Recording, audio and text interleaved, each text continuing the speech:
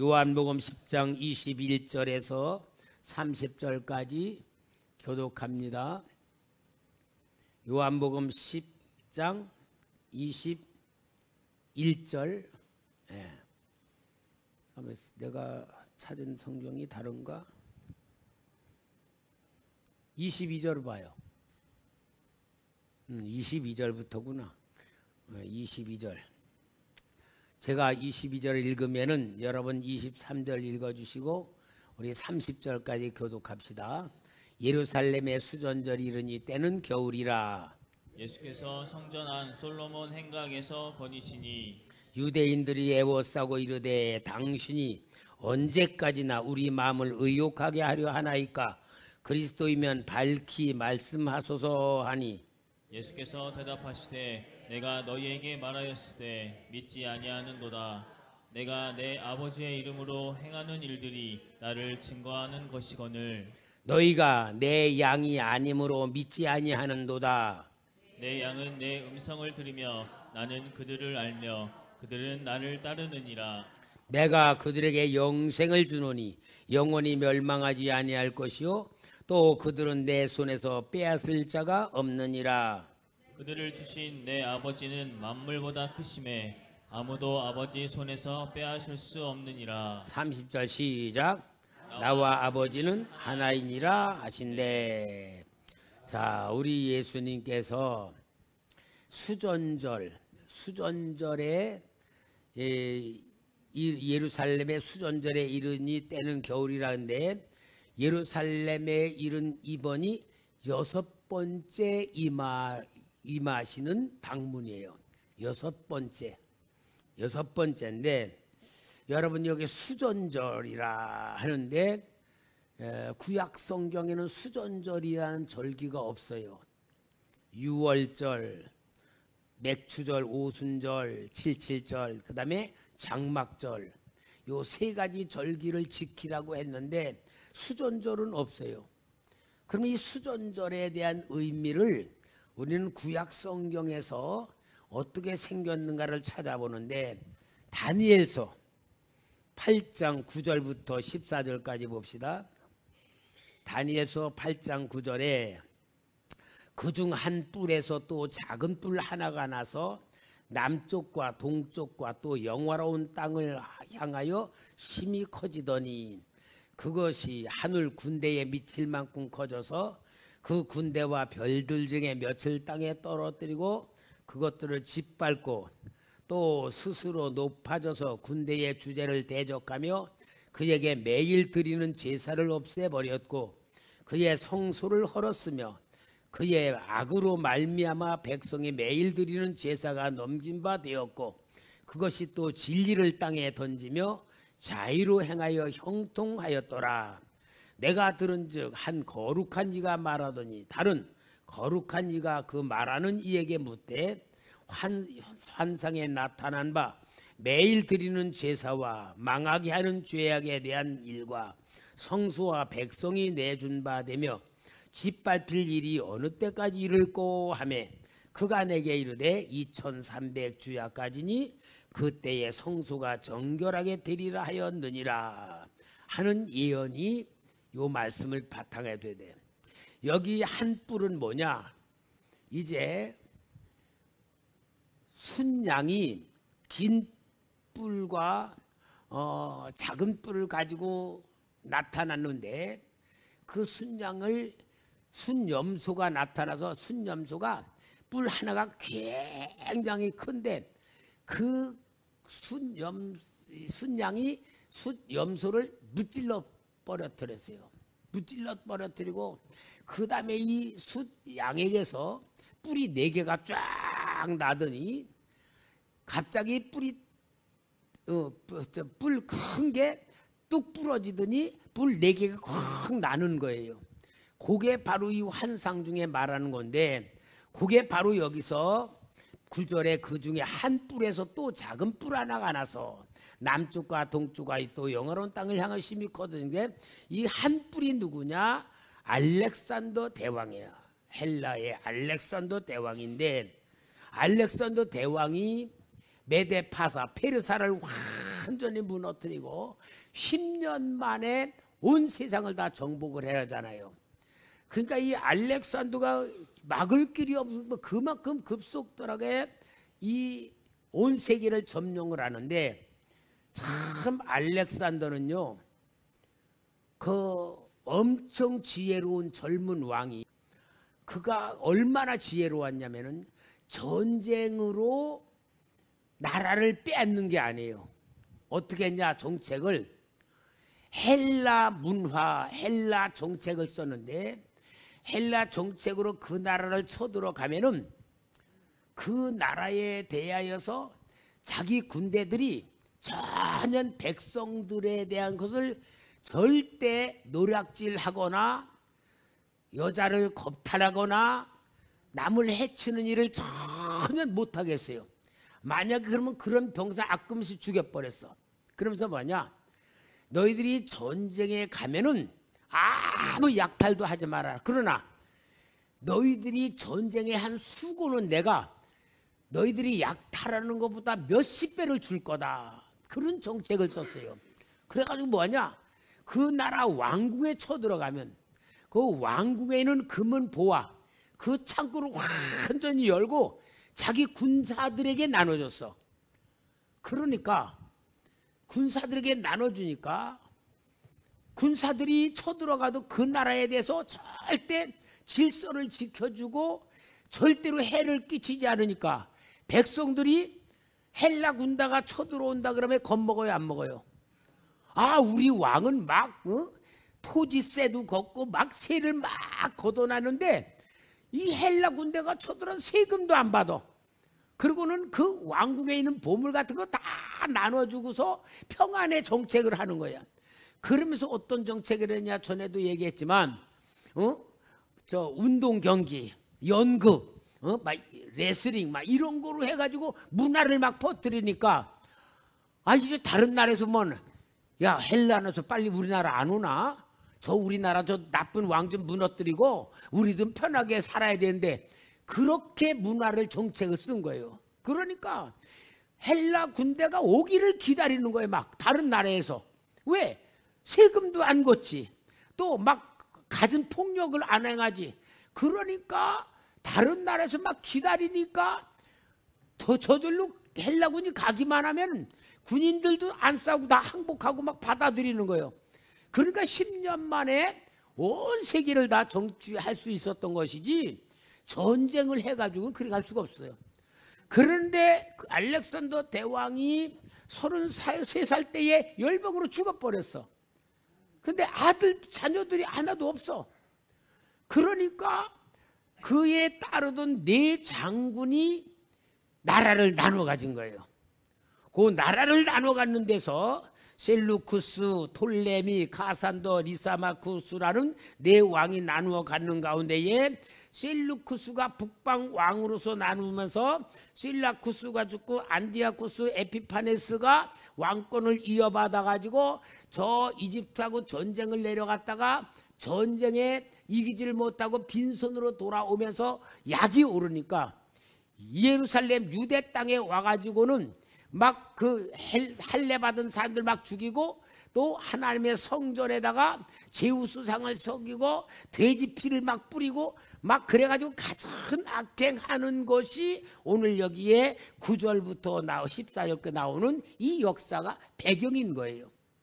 자, 그런데 이러한 배경을 가지고서 하나님의 백성들이, 유대인들이 엄청 큰 고통을 당하면서 진짜 하나님의 성전이 더럽힘을 받으니까 얼마나 엄청난 역사가 일어납니까? 그럴 때 유대교를 탄압하고 있을 때에 여기에 유다 지파에 마카베우라는 사람이 반란을 일으켜요. 반란을 일으켜가지고 성전을 되찾아, 그리고 정결하게 하고, 그 정결하게 해가지고 깨끗하게 해가지고 성정을 봉헌하는 것이 수전절인 거야. 수전절. 이게 바로 수전절이야. 그래서 성전을 정결하게 하면서 깨끗하게 하는 수전절인데, 수전절에 이런 또 전승이 내려왔어요. 성전에 등잔에다 기름을 켜가지고 이 등잔에 불은 꺼지지 않아야 돼. 그래서 성전에 불이 꺼지지 않아야 되는데 등잔에 채울 기름이 하루치밖에 없는 거야.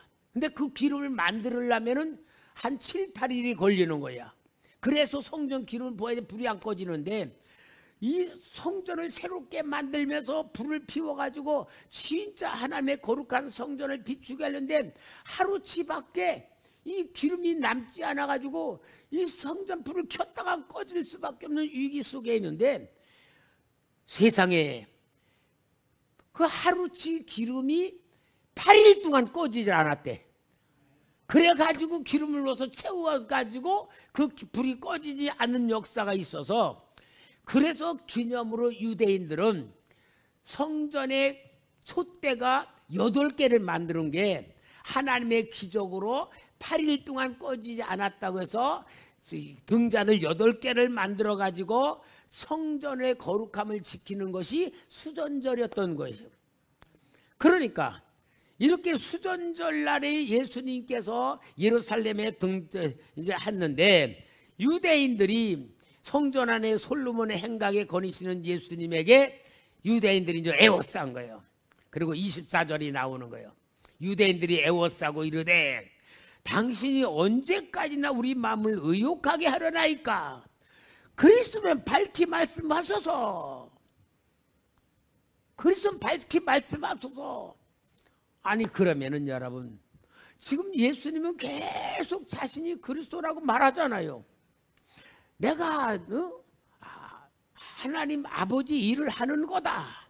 내가 이 땅에 하나님의 나라를 이루기 왔다고 계속 하시면서 눈먼 자 눈도 고쳐주고 죽은 자 살려내고 나병 환자도 깨끗하게 해주고 오병이의 기적도 일으키고 바닷물을 잔잔하게도 하시고 물로 포도주를 만드시고 기적을 얼마나 많이 행하시면서 당신이 그리스도이신 것을 보여주고 말로도 해주고 나타내는데 도대체 이들은 언제까지 우리 마음을 의욕합니까? 라고 물어보면서 밝히 말씀해 달라는 거예요. 여러분 도대체 이 사람들이 왜 이렇게 원할까요? 예수님이 그리스도란 걸 말하는데도 이들은 그리스도를 보여달라는 거예요. 응? 아니 말씀을 하면 믿었고 기적을 일으켰으면 봐야지. 아니 오병이의 기적을 일으켰으면은 그걸 보면 그리스도라고 믿어야 되지. 그게 뭐 마술입니까? 자동으로 행하는 겁니까? 그런데 이들은 그리스도면 말씀해 달라고 이야기하면서 예수님을 안 믿고 있다는 증거잖아요. 그죠? 왜 그럴까? 왜 이들은 눈으로 보면서 귀로 들으면서도 그리스도라는 것을 인정을 안 하고 그리스도라고 말해달라고 얘기하는 걸까? 성경에 이게 얼마나 신기한 얘기야. 이 말을 바꿔놓고 말하면 여러분 우리도 똑같아요. 우리도 똑같으니까 성경 얘기야. 여러분 전능하신 창조주이시고 능력의 하나님, 역사의 주장자이신 성령 하나님, 성령 하나님이 어디 계세요? 우리 안에 계시죠? 진짜 믿습니까? 아니면 말로 하는 거예요. 진짜 믿는다면은 전능하신 성령님이 나와 함께 계시다고 믿는다면은 내가 하나님의 자녀라고 확실히 믿는다면은 이 땅을 살아가는 삶의 자세, 삶의 내용, 삶의 모습이 어때야 됩니까? 여러분 정말 우리는 어때요? 다니면서 싱글벙글도 해야 되고요. 그죠?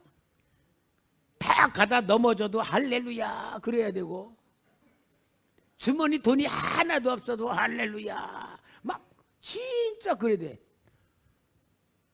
여러분 만약에 내 주머니에 1억 원짜리 수표가 있다고 합시다. 그러면 지금 조금 배고파도 걱정돼요 안 돼요? 되지요. 왜? 1억 원짜리 주고서 뭐 밥 사 먹을 거요. 여러분 오늘 우리도 여기에 예수님을 둘러싸고 이들이 얼마나 답답하면 여기 유대인들이 애워싸고 그래서 애워쌌다.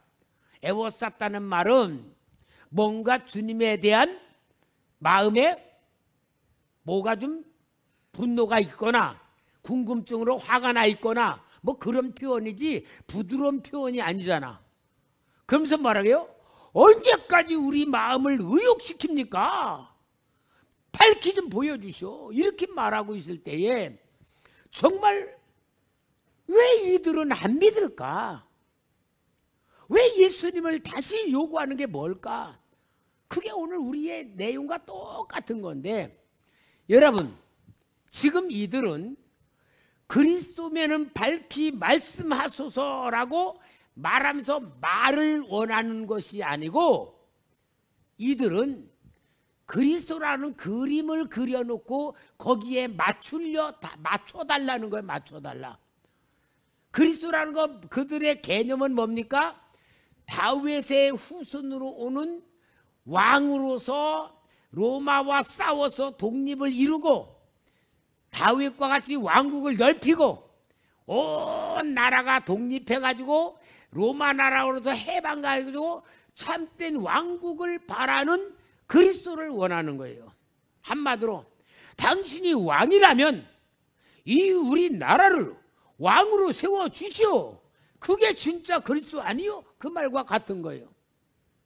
이해 갑니까? 왜? 그리스도는 왕도 그리스도고 선지자도 그리스도고 제사장도 그리스도인데 이들이 말하는 그리스도는 왕을 말하는 우리도 전능하신 성령님이 내 안에 계시다면 불과 같이 감옥에 들어가서도 찬양할 수 있어야 되고 감사할 수 있어야 되고 바울은 바로 예루살렘에 가면 죽는다는 예언을 들어도 기꺼이 그는 죽으러 가는 길을 갈 수 있어야 되는 거예요. 안 죽으면 안 죽어야 된다는 게 아니고 죽어도 괜찮다. 그게 믿음이에요. 오늘 여러분 우리가 실제 이 믿음을 가지고 살아야 진짜 성령의 사람이고 믿음의 사람이고 진짜 하나님의 역사가 나타날 그릇이 되는 거예요. 우리 노회 카톡에 올라온 게 우리 목사님 딸이 미국에 있는데 고등학교 졸업하고 박사 학위를 받으러 가서 미국에서 박사 학위를 받고 거기서 남편도 만나 남편은 장로님이고 그래서 학생들을 가르치는 교수인데 위암이 걸려가지고 이 위암에 대해서 그 항암 치료도 해야 되고 또 수술도 해야 되냐 굉장히 심각한 상태에 있다고 그 목사님이 노회 목사님들에게 기도해 달라고 카톡을 올렸어요. 그러니까 우리 모든 목사님들이 기도합니다. 낫기를 원합니다. 막 카톡 다 올리셨어. 근데 저는 거기 하나도 안 올렸어요. 그리고 그 목사님에게 통화를 했어요. 목사님, 따님이 몇 살이냐 하니까 우리 김대성 집사하고 동갑이더라고요. 그러면서 그렇게 쭉 박사 학위 받은 거나 뭐든 이렇게 하는 걸 쭉 얘기를 하는데 그 심각한 상태가 이렇게 돼 있다는 걸 얘기를 하는 거예요. 저는 또 그 따님 이름과 나이가 얼마나 되나 보고 성령님께 간절히 기도하니까 성령님께서 제 마음에 감동을 주는 거예요. 딸의 성격이 깨끗하고 남들 앞에 어떤 거 잘못 보이지 않으려고 하는 반듯함, 양심적이고 깨끗하고 올바르니까 흠잡을 데가 없을 만큼 신앙생활을 잘하는 거야. 근데 신앙생활을 깨끗하게 할수록 뭐냐, 사람들 앞에 반듯하게 살려니까 스트레스가 받고 긴장이 되고 힘든 것이 표현이 되지 않은 것이 그런 게 발생한 거야. 성적인 상태는 하나님을 만나 하나님의 영을 받고 하나님의 사랑으로 믿음으로 하나님의 역사 속에 체험하면 마음의 감사와 기쁨으로 하나님의 은혜 속에 사는 게 아니고 한마디로 영적으로는 메말라 있고 육적으로만 올곧은 삶을 살아가느라고 받던 스트레스였더라고요. 그래서 제가 목사님께 다시 전화해가지고 그 따님의 영적인 상태가 이러한 상태에서 이렇게 나타난 현상으로 하나님이 말씀해 주는데 내가 볼 때는 약 열흘만이라도 금식기도 들어가면은 깨끗이 없어질 것 같습니다 하고 내가 권해주었어요. 그런데 목사님 저기가 또 일주일 기간을 의사가 일주일을 보자고 미뤄줬다고 하는 얘기가 또 나한테 하더라고요. 여러분, 우리가요 올바르게 살려고 하면요 진짜 힘들어요. 그러니까 마음 편하니까 남이 나한테 욕하고 말고 내 마음 하고 싶은 대로 그럼 얼마나 편해요. 그죠? 진짜 내가 볼 때 우리 교회에서 제일 편한 사람이 공복래 씨야. 공복래 씨는 뭐 설교하다가도 뭐 그냥 잠자디 화장실 가서 끝날 때 뭐 전혀 목사님 일시간에 성도를 일시간에 나 하고 싶은 대로 해. 제일 편해. 그죠? 그렇게 하면 뭐요? 나는 편하지만 남들이 볼 땐 또 우습게 보잖아. 그러니까 또 남들한테 우습게 안 보이려면 우리는 하고 싶은 거 참아야 되고 하고 싶은 말 참아야 되고 스트레스는 받으면서도 바르게 하려고 하면 진짜 예수 믿는다는 게 얼마나 힘들어요. 그걸 종교 생활이라 그래요. 성도 여러분, 우리는 이왕이면 하나님의 자녀답게 하나님의 사랑 받으며 나를 볼 때 모든 게 감사요, 모든 게 은혜요, 하나님이 나보다 나를 더 잘 알고 계시고 하나님이 나보다 나를 더 사랑하신다면 우리는 진짜 성령으로 삽시다. 여러분, 성령 하나님께 맡기고 성령 인도 받으며 성령의 도움 받으며 성령 체험하면서 은혜로 삽시다. 나는 여러분들이 너무 고마워서 주안의 교회 세우는데 헌금한 게 너무너무 감사해서 나는 눈치도 없이 말이야 우리 재정부장 권사님 댁에서 우리 온 성도를 이 기쁨으로 하나님께 영광 돌며 누립시다 올리자 그래서 딱 올렸더니 빡 맞았어. 헌금 조그만 사람 부끄럽게 만들었다고. 또 내가 보니까 얼마나 내가 어리석은 짓을 했나. 나만 은혜가 충만했지 남들이 볼 때는 또 그게 부끄러운 짓을 행했다고 해서 그래. 당장 내가 월요일날 저녁 기도할 때 사과했어요. 여러분, 목사는요 또 너무 주책봐가지고 또 너무 기쁘다가 보니까 그런 생각 안 하고 말이야 하나님께 모두 영광. 왜? 벽돌 한 장이라도 내가 분명히 바치면 성전 진 사람에 동참되는 거다 그랬고 10,000원이라도 바치면 거기에 참여한 자 됐다. 그러니까 나는 10,000원 바쳤냐 그게 아니고 그냥 함께 감사한 거였거든. 근데 또 조금 바친 분은 또 그게 부끄러울 수도 있었다는 걸 얘기 들을 때 아차 내가 분수 떨었구나 그렇게 생각을 했어요. 여러분, 우리는 은혜를 누려야 되고 감사를 누려야 되고 진짜 하나님의 역사를 누려야 됩니다.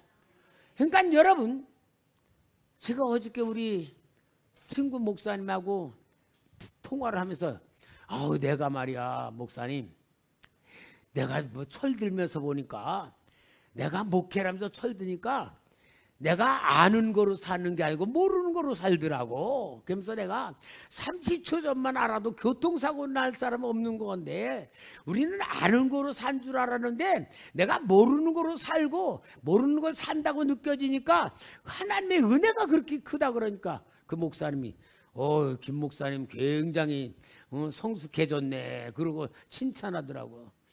여러분, 진짜 우리는요 하나님의 은혜 속에 살면, 내가 그래서 오늘 찬송 부른 것도요 기도하는 중에 성령님이 주셔서 부른 게 사랑하는 주님 앞에 형제 자매 한 자리에 우리 모두가 다 얼마나 사랑스러워요.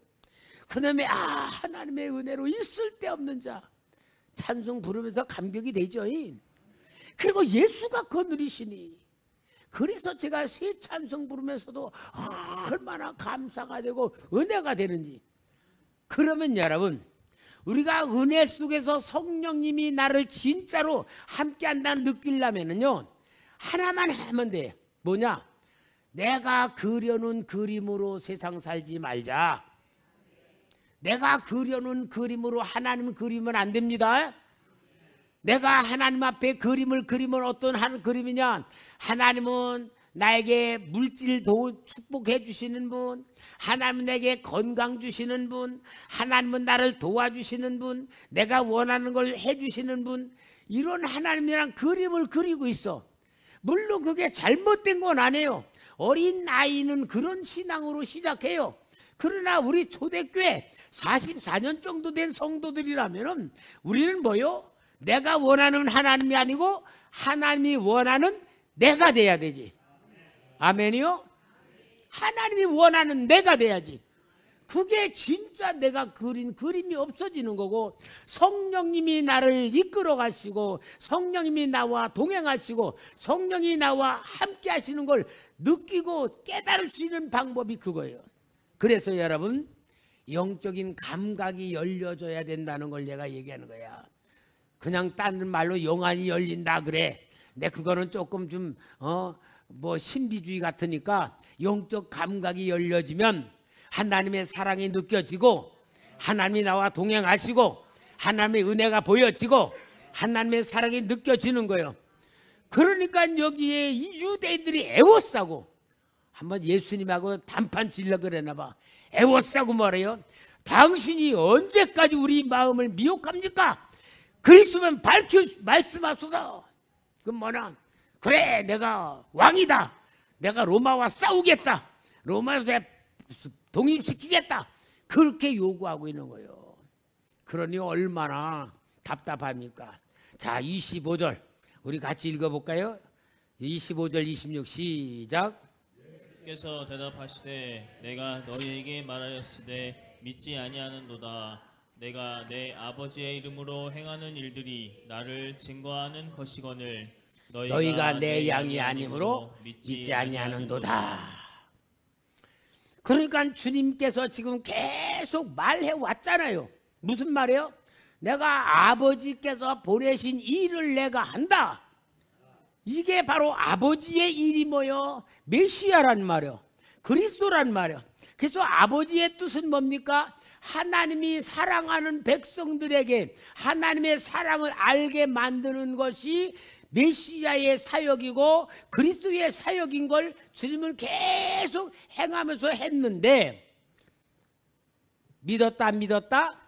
안 믿었다. 왜냐? 내 양이 아니다 그 말이야. 참 여러분, 자기들은 하나님의 백성이라고 말하지만 우리 주님은 그거야. 너희가 내 양이 아니다.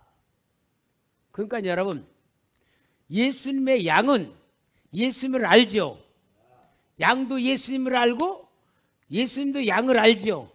그건 뭐요? 안다는 게 아니고 생명으로 연결된 거야. 그게 구원받은 거예요. 그게 예수님의 양이야. 생명 구원받은 사람들은 예수님을 알게 되고 예수님은 구원시킨 성도들을 알게 되는 거야. 그러면은 예수님의 모든 말씀이 생명으로 들어오는 거고 예수님의 역사가 사랑으로 들어오는 거예요. 그러니까 우리 예수님께서는 너희들은 내 양이 아니니까 내 음성을 듣지 못한다. 그러면서 아주 진짜 중요한 말씀이 30절에 나와 아버지는 하나이니라. 내가 하는 일인 하나님의 일이고 하나님의 일이 내가 하는 일이고, 이렇게 하면서 우리 주님께서는 모든 것이 실제로 이루시는 그 역사를 이루시는데, 여러분, 이 사람들이 정말 예수님을 볼 줄도 모르고 예수님을 깨달을 줄도 모르는 것이 여기에 이 사람들의 영적인 상태입니다. 자, 그러니까 우리 여기 봅시다. 32절에 예수께서 대답하시되 내가 아버지로 말미암아 여러 가지 선한 일로 너희에게 보였거늘 그 중에 어떤 일로 나를 돌로 치려 하느냐? 유대인들이 대답하되 선한 일로 말미암아 우리가 너를 돌로 치려는 하는 것이 아니라 신성 모독으로 인함이니 내가 사람이 되어 자칭 하나님이라 함이르라. 예수께서 이르시되 너희 율법에 기록된 바 내가 너희를 신이라 하였노라 하지 아니하였느냐?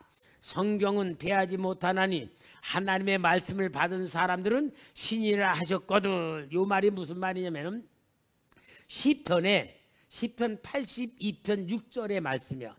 시편 82편은 하나님이 제사장들과 선지자들에게 말씀을 맡겼는데, 그렇게 말씀을 맡겼는데 너희들은 어떻게 하는 거냐? 내가 시편 82편 6절에 내가 말하기를, 하나님이 주시는 거예요.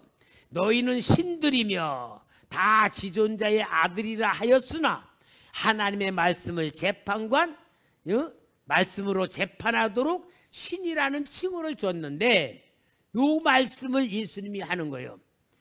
하나님의 말씀을 받은 자를 신이라고 했는데 하물며 내가 하나님의 아들이라고 하는데 신성모독이냐, 그 말이에요. 그러니까 여러분, 정말 말이 안 맞는 거예요. 말이 안 통하는 거야. 예수님은 구원의 말을 주는 거고, 하나님의 그 이스라엘 백성들은 자신들이 원하는 말을 받으려고 그러는 거고, 그러니까 말을 하는데도 안 통해. 우리 부부 싸움할 때도 말이 안 통하는 거 똑같은 거죠. 똑같은 거예요. 생각이 다르면 말이 안 통하는 거예요. 그렇게 하니까 우리 예수님은 이 유대인들이 예수님을 돌로 치려 그러고 잡으려고 그럽니다. 그래서 결론적으로 요한복음 11장 57절 주님의 행위에 대한 결론을 말해요. 이는 대제사장과 바리새인들이 누구든지 예수 있는 곳을 알거든 신고하여 잡게 하라 명령하였음이로라. 결국은 예수님을 공개적으로 잡으라는 명령으로 예수님을 완전히 버리는 이런 역사까지 오게 되는 겁니다. 여러분, 예수님이 공생애의 역사를 이루어가는 기간이 길면 길수록 믿는 사람들은 많아지겠죠. 그죠? 구원받는 사람은 많아지겠죠. 예수님의 말씀을 듣고 깨달으면 많아지겠죠. 반면에 유대 종교 지도자들은 예수님이 사역을 오래 하면 할수록 어때요? 위험한 거야. 예수님의 역사가 위험한 거야. 자기들을 도전하게 되고, 백성들이 무식해야 자기들 말 순종한데 백성들이 깨달아 알게 되는 거야. 그런 갈등의 역사가 지금 예수님이 공생의 사역에 점점 커지고 있는 역사를 보여주는 것을 말씀하고 있는 겁니다. 사랑하는 성도 여러분, 오늘 우리도 마찬가지예요. 내가 영적으로 신앙이 깊고 하나님과 관계가 깊어지고 하나님의 은혜가 많이 느껴질수록 이 세상의 역사는 헛된 것이 느껴지고, 내가 하는 것이 무능력하고 무기력이 느껴지고, 내 것은 아무것도 없다는 게 깨달아지는 게 영적인 사람으로 만들어가는 과정이고 예수의 사람이 되는 것을 믿습니다. 오늘도 우리는 성령의 사람으로 하나님의 역사 속에 정말 주님과 동행하는 복된 삶 되기를 바랍니다.